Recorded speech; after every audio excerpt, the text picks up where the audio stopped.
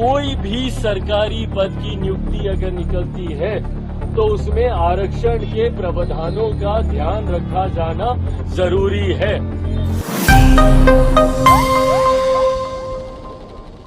देखिए, मैं इस दो बात को एकदम स्पष्ट कर दूं।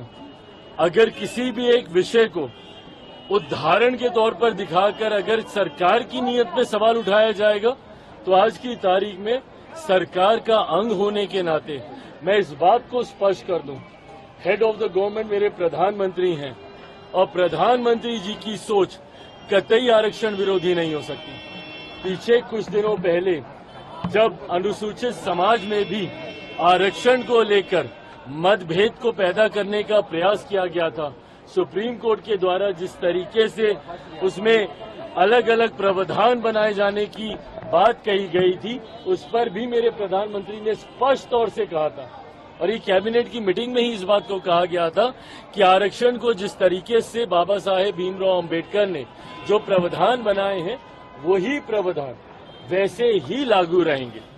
आज जिसका आप जिक्र कर रहे हैं, दूसरी बात ये, पहली बात तो सरकार की सोच पूरी तरीके से आरक्षण के समर्थन में है, प्रधानमंत्री जी की सोच आरक्षण के समर्थन में है।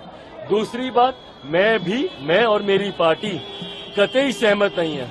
आज जिस तरीके से कुछ पदों के नियुक्तियों के लिए डायरेक्ट बहाली के लिए सीधा वहां से डिमांड्स मांगी गई है जिसमें आरक्षण का ध्यान नहीं रखा गया है, इस बात के मेरी पार्टी भी पूरी तरीके से खिलाफ है। सरकार का अंग होने के नाते सरकार के उचित प्लेटफॉर्म पे इस कंसर्न को मेरी पार्टी की तरफ से हम लोगों ने भी दर्ज कराया है। आने वाले दिनों में भी इसके ऊपर मजबूत आवाज हम लोगों की तरफ से उठाई जाएगी। कोई भी सरकारी पद की नियुक्ति अगर निकलती है तो उसमें आरक्षण के प्रावधानों का ध्यान रखा जाना जरूरी है।